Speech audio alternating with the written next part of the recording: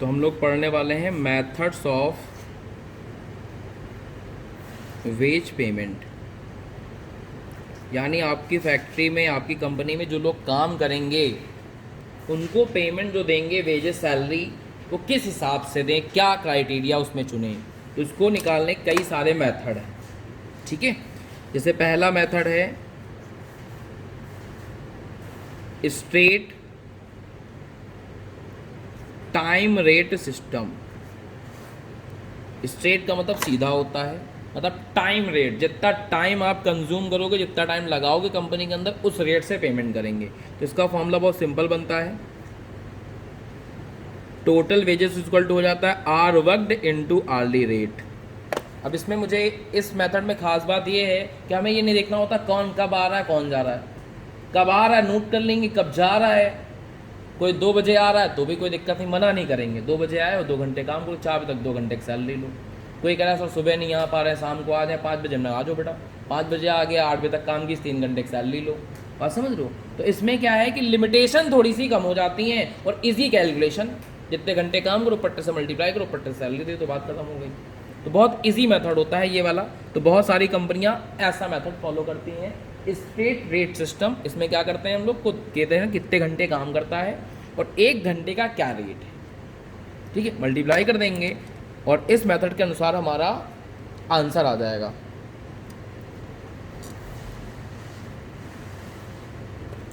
एक दूसरा होता है straight piece rate system. Piece rate system में पीसेस के हिसाब से पेमेंट करेंगे। तो जितना आपका एक्चुअल आउटपुट होगा, यानी एक्चुअली में जितना आप बनाओगे और इनटू एक पीस का क्या रेट है। तो जहाँ छोटे छोटे प्रोडक्ट बनते हैं, जैसे अब मान लो बात करें ईंटों के भट्टे पे, तो वहाँ वर्कर आते हैं, मिट्टी दे दी जाती है कि ये लो सानो लो बनाओ ईंटें कच्चे, और शाम को जब ईंटें तुम्हारे बन जाए अपने अपने समेट के रखना, फिर शाम को गिनती करा देना कितने ईंटें तुमने बनाए, पर ईंटा 50 पैसे। तो कोई किसी की एफिशिएंसी ज़्यादा हो, दिन भर में 1000 बना डाले, उसके 500 रुपये दिन भर के हो गए। कोई 800 बना पाया तो उसके 400 रुपये हो गए। कोई बहुत देर से आया, सेकंड हाफ में आया, सुबह उसके यहाँ कुछ काम धंधा था वहाँ चला गया था, 2 बजे काम पे आया, दिन भर में वो मान लो 200 बना पाया बेचारा, तो उसके 100 रुपये सैलरी हो गई। ठीक है, तो इसमें क्या है कि जितने आप प्रोडक्ट बनाओगे उसके हिसाब से आपकी सैलरी निकालेंगे। हाँ, उसी दिन दे नहीं देंगे, लिखते रहेंगे आज कितने बनाए, कल कितने बनाए, परसों कितने बनाए, महीने भर का टोटल कर लेंगे, इनटू 50 पैसे कर देंगे। तो वो लोग आउटपुट लिखते रहते हैं डेली का डेली, कितना बना के दिया, महीने भर में देखेंगे कितना है, और जो भी पर पीस का रेट आपस में तय तोड़ किया उससे मल्टीप्लाई कर देंगे, आ जाएगी सैलरी। तीसरा होता है बेटा हाल से प्रीमियम प्लान। अब देखो इनमें क्या है, कोई एक्स्ट्रा बोनस नहीं मिला आपको, जो काम किया उसके बदले में जो पैसे बन रहे हैं वो मिले। अब आते हैं प्रीमियम प्लान जिनमें हमें कुछ बोनस भी देना रहता है। तो इनमें जो टोटल वेजेस निकलेगी बेटा, इनका फॉर्मूला कुछ इस तरीके से होता है, hour worked into hourly rate plus half into hour saved into hourly rate. इसमें ये वाला जो पोर्शन होता है ये आपकी नॉर्मल वेजेस है, और ये वाला जो है इसको हम लोग बोनस या प्रीमियम बोलते हैं। मतलब ये पैसा एक्स्ट्रा दे रहे हैं। किस लिए एक्स्ट्रा दे रहे हैं कि आप कुछ समय बचा देते हो। समय कैसे बचाते हो, मान लो एक काम को करने का टाइम था 10 घंटे, इसको हम लोग स्टैंडर्ड टाइम बोलते हैं या आर अलाउड बोलते हैं। मतलब नॉर्मली एक आदमी 10 घंटे में इसको करना चाहिए। आप मान लीजिए इस काम को 8 घंटे में पूरा कर दोगे तो आपको 8 घंटे की सैलरी तो देंगे ही देंगे। 2 घंटे आपने समय बचा दिया, हमारा समय कितना बचा दिया आपने, 2 घंटे, तो 2 घंटे के आधी जो पेमेंट होगी वो आपको दे देंगे और आधी पेमेंट अपने पास बचा लेंगे। यानी इसमें आपका भी फ़ायदा रहता है, हमारा भी फ़ायदा है। टेक्निकली आपने मेहनत तो आधी घंटे करी, 8 घंटे का जो पैसा होता है वो तो आपको दे ही रहे हैं, लेकिन 2 घंटे जो आपने बचत कर दी हमारी, उस बचत में, उस सेविंग में आधा पैसा आपको बोनस के रूप में दे देंगे। तो आधा आपकी बचत हो गई, आधा मेरा भी पैसा टेक्निकली बन गया, क्योंकि नॉर्मल आदमी से काम कराते हो तो 10 घंटे लगाता, उसको 10 घंटे की पेमेंट करनी पड़ती, और आपको हमने 8 घंटे की नॉर्मल पेमेंट करी है और 2 घंटे बचाए तो उसमें आधे 1 घंटे की और पेमेंट कर दी है, तो आपको पेमेंट 9 घंटे की जा रही है। समझ लो। तो इस तरीके से फॉर्मूले बनाए गए हैं। ये हो जाता है आपका नॉर्मल वेजेस और ये हो जाएगा बेटा बोनस का अमाउंट। एक होता है हाल से वियर प्लान।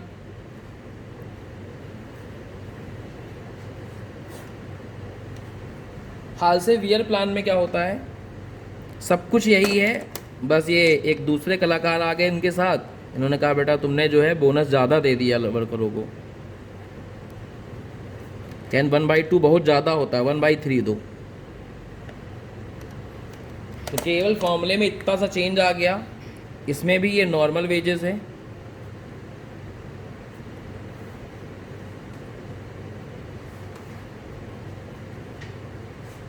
और ये वाला बोनस या प्रीमियम। एक और प्लान है हमारे पास जिसको रोवन प्रीमियम प्लान कहा जाता है।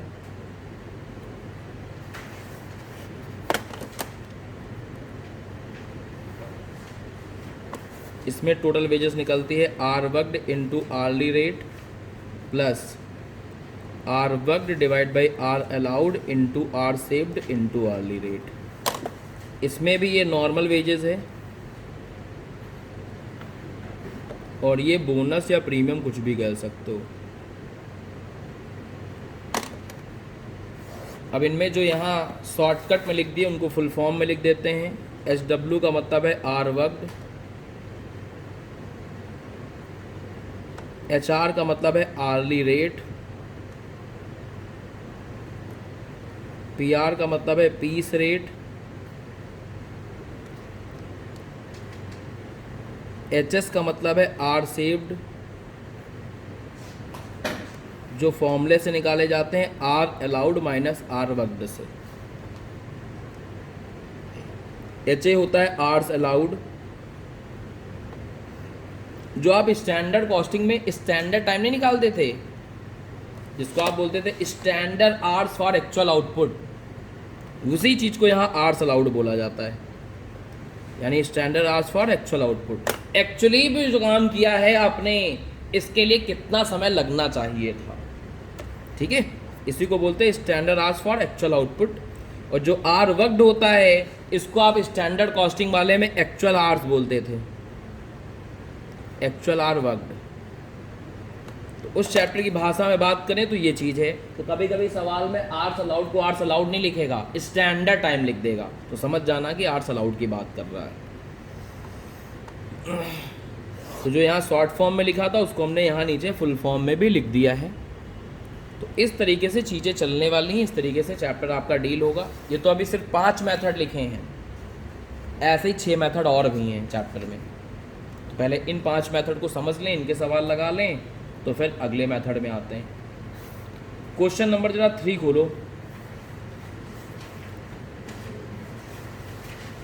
नई वाली बुक में पेज नंबर 101 पे है।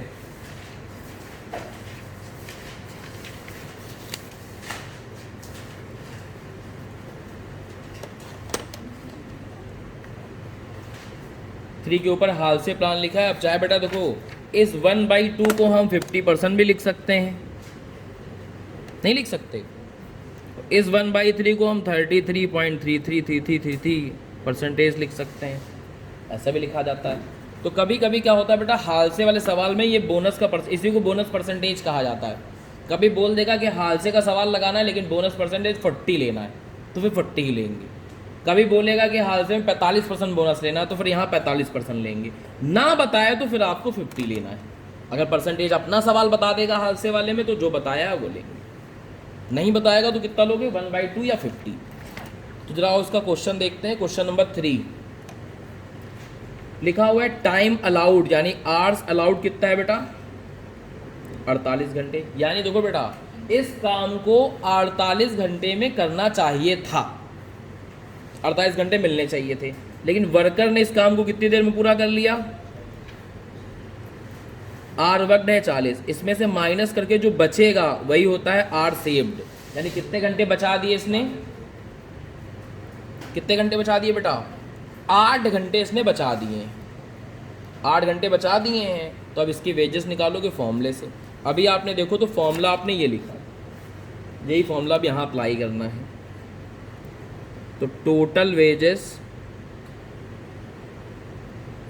Under Halsey plan, Halsey plan में टोटल वेजेस कैसे निकलेगी, are worked into hourly rate plus 1/2 into are saved into hourly rate. तो आर वर्कड है 40 घंटे, आर्ली रेट देखो बेटा दे रखा है 15 रुपये, plus half into are saved 8 घंटे इंटू 15 रुपये। सॉल्व करो बेटा इसको, बताओ कितना आया। ये हो गया आपका 600 रुपीज़।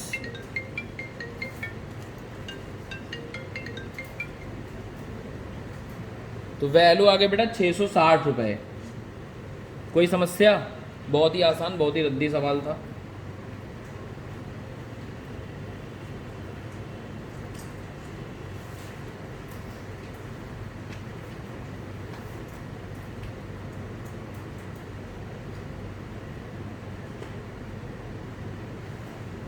अब इन चारों पांचों मेथड में एक चीज़ और निकलवाई जा सकती है, इसको बोलते हैं हम लोग इफेक्टिव रेट ऑफ अर्निंग।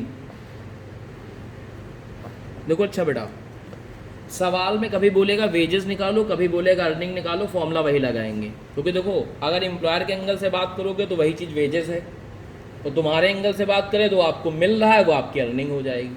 जैसे आप पीजीपी उसमें पढ़ते हो, डीटी में सैलरी वाला, तो सैलरी हम पे करते हो तो मेरे लिए खर्चा है, आपको सैलरी रिसीव होती तो आपकी इनकम है, आप इनकम टैक्स पे करते हो। तो सेम चीज़ यहाँ है, यानी अगर अर्निंग वर्ड लिख रहा है तो इसका मतलब वर्कर के पॉइंट ऑफ व्यू से बोल दिया उसने, और सवाल में अगर वेजेस वर्ड लिख रहा है तो एम्प्लॉयर के पॉइंट ऑफ व्यू से बोल रहा है। निकालने का फॉर्मूला वही रहेगा।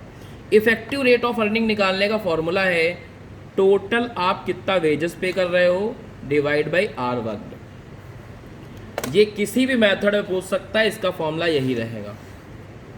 But total wages her method में अलग अलग निकलती है, जो वेजेस निकली हो इसको आप आर वर्क से डिवाइड कर दो, आपकी इफेक्टिव रेट ऑफ अर्निंग निकल के सामने आ जाएगी। ये क्या बताती है अभी एक सवाल में निकालेंगे तो आपको आइडिया लगेगा कि इसका मतलब क्या होता है, मीनिंग। एक सवाल करोगे तो मीनिंग क्लियर हो जाएगा। इसको समझने के लिए बेटा क्वेश्चन नंबर 6 पढ़ लो।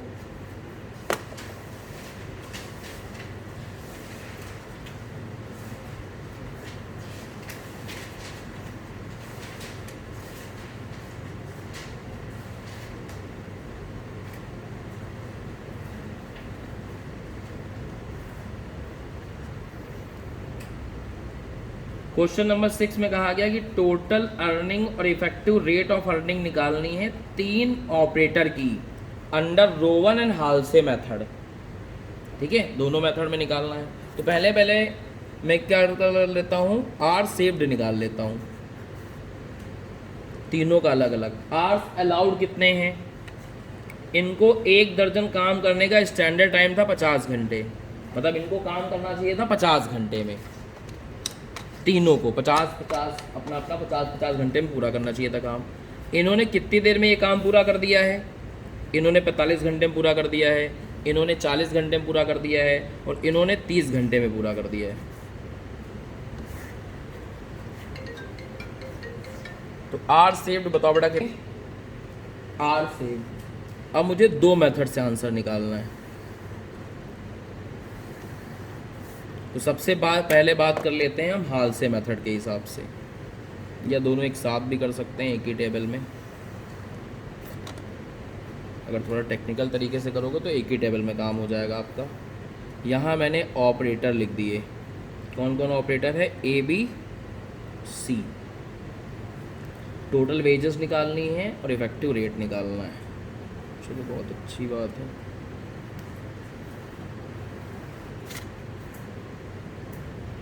हालसे रोवन,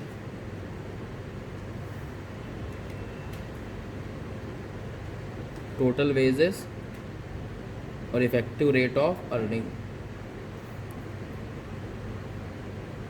टोटल वेजेस और इफेक्टिव रेट ऑफ अर्निंग। ठीक है, चलो हालसे का फॉर्मूला तो याद ही हो गया होगा। हालसे में टोटल वेजेस कैसे निकालते थे, आर वर्कड। अब ए का निकाल लो तो ए का देखना, hour worked into hourly rate plus 1/2 into are saved into hourly rate. ठीक है, यही फॉर्मूला है। देखो hour worked into hourly rate plus half into are saved into hourly rate, यही लगा दिया हमने, ठीक है। तो are worked into hourly rate plus half into are saved into hourly rate, ऐसे इनका लगा दो, 40 into 1 plus half into 10 into 1, और इनका लगा दो ऐसे ही 30 into 1 plus half into 20 into 1। चलो सॉल्व करके वैल्यू बताओ बेटा कितनी कितनी आई जरा। 47.5, 45। कोई प्रॉब्लम? इफेक्टिव रेट का फॉर्मूला बता चुके हैं, क्या फॉर्मूला है? Total wages, total wages, total wages divide किससे करना है? कितने घंटे प्रैक्टिकली में काम किया।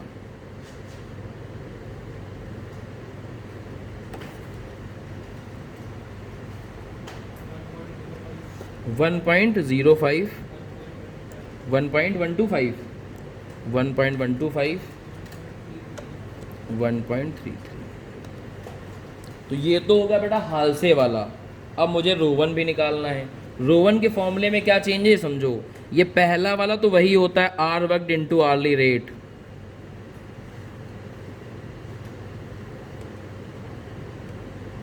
आगे क्या चेंज है यहां से देखो, इस फॉर्मूले और इस फॉर्मूले में क्या चेंज है।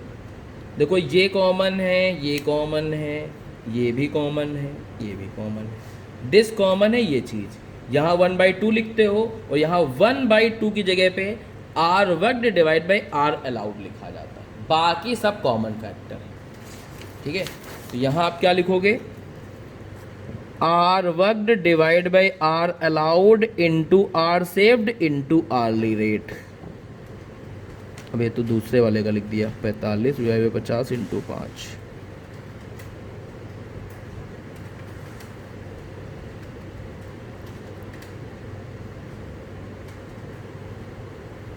चलो इसको सॉल्व करके वैल्यू बताओ जरा।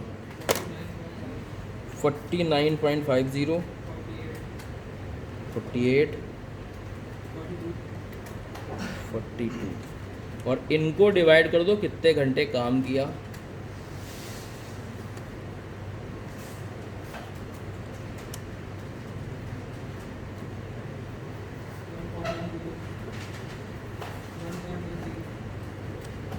पैंतालीस घंटे, 40 घंटे और 30 घंटे, 1.10।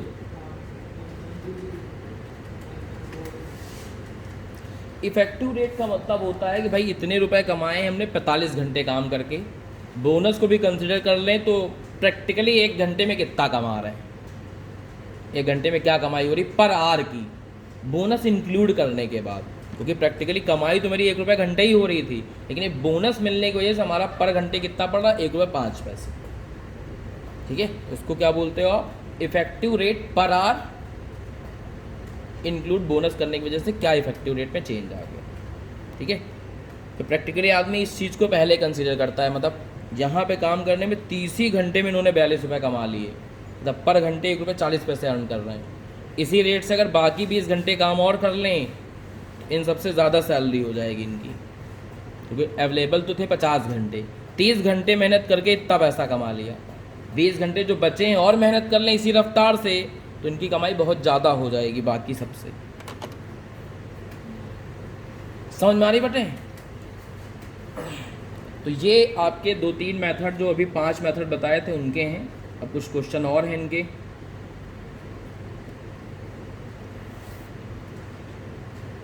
क्वेश्चन नंबर 9 देखो,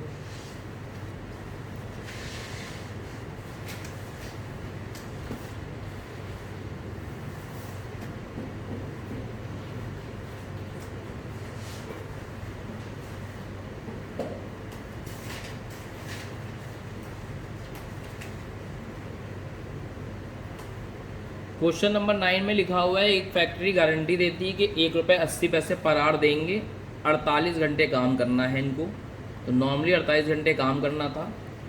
by time and motion study it is estimated that to manufacture 1 unit of particular product is 20 minute are taken, मतलब नॉर्मली एक यूनिट को बनाने में 20 मिनट लगने चाहिए थे। Time allowed is increase by 25%। तो पहले टाइम अलाउड निकालोगे, तो यानी आवर्स अलाउड फॉर 1 यूनिट कितना हो गया। नॉर्मली बोला है कि 1 यूनिट के लिए 20 मिनट देते हैं, लेकिन 25% समय और देते हैं एक्स्ट्रा। तो 20 मिनट में जरा 25% और जोड़ो तो कितना आया।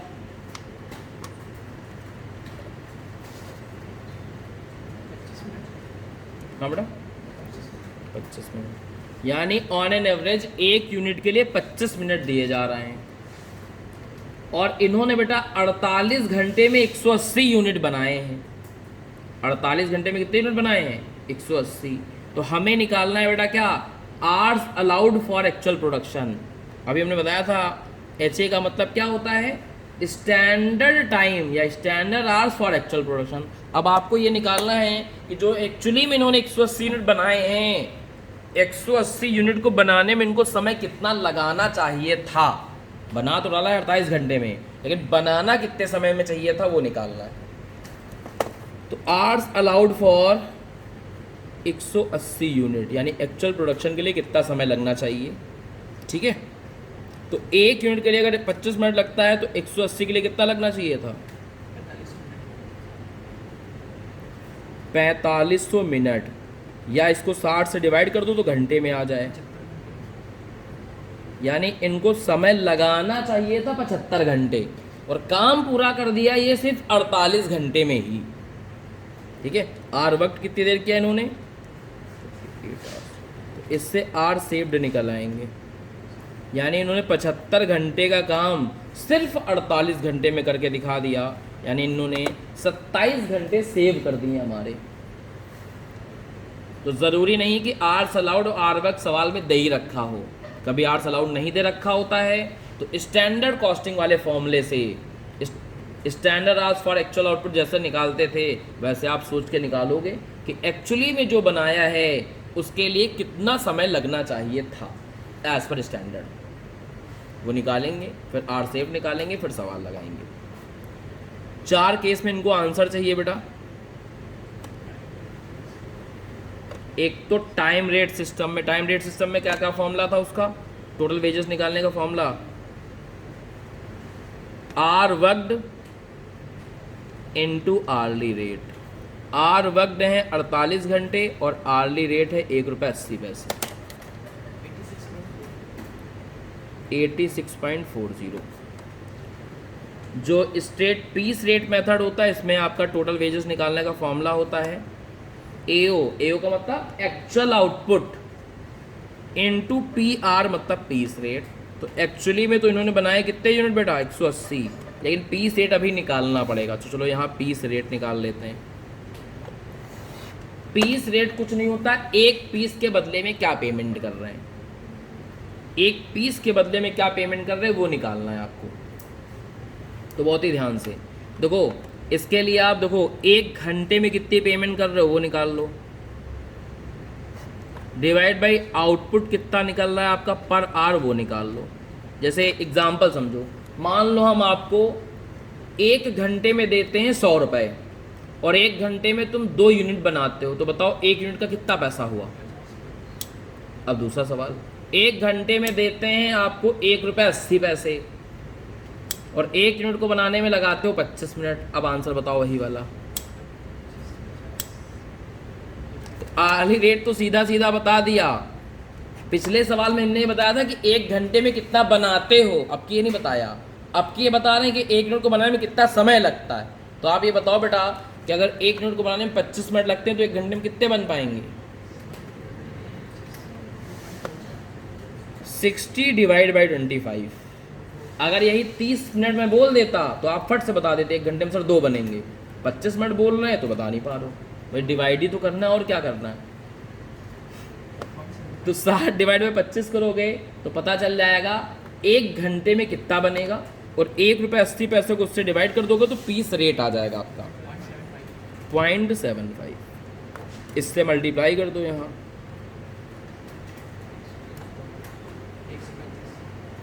फिर यहाँ निकालना है आपको तीसरे वाले में हालसे के हिसाब से बोनस। तो हालसे के हिसाब से निकालोगे तो सीधा फॉर्मूला याद हो जाना चाहिए, तो डायरेक्टली फॉर्मूला पुट कर रहे हैं। Hour worked into hourly rate plus 1/2 into are saved into hourly rate.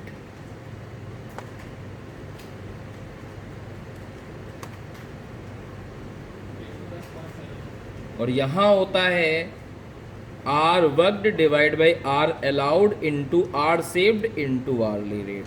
केवल इस जगह पे चेंज आता है, बाकी सब कुछ सेम रहता है। 110.70 और 117 रुपये 50 पैसे कुछ ऐसे आ रहा है।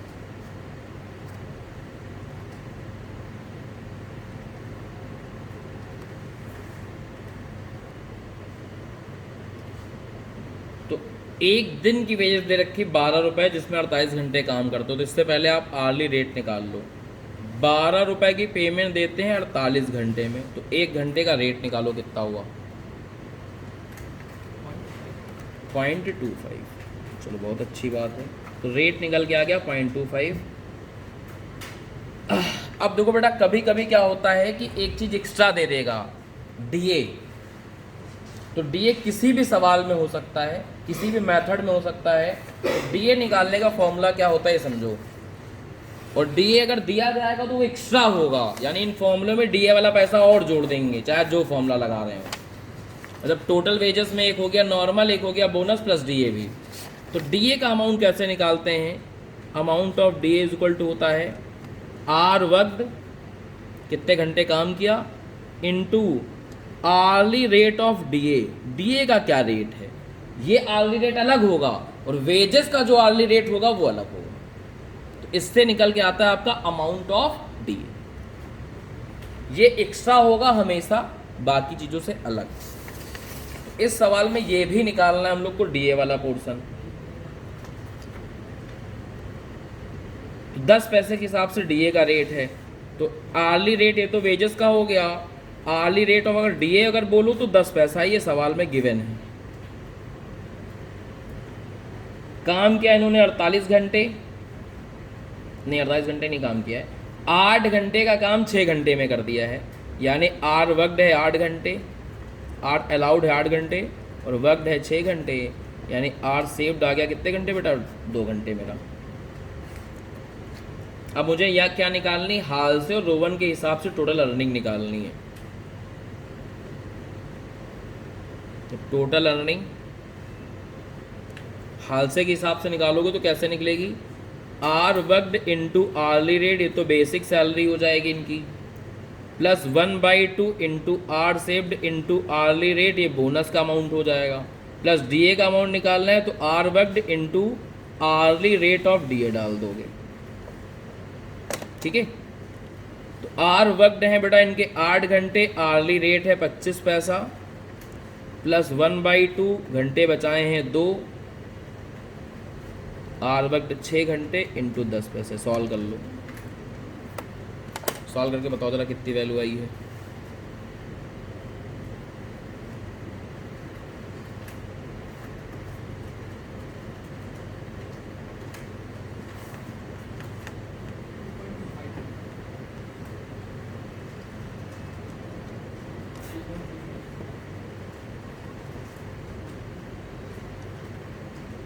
कितना बता रहा हो, 2.35 25 आ रहा बेटा, 2.25 आ रहा। सेम चीज़ यहाँ सॉल्व करो, इसमें कोई चेंजेस नहीं होते हैं, केवल ये 1/2 की जगह पे ये लिखते हो आप, hour worked allowed saved hourly rate.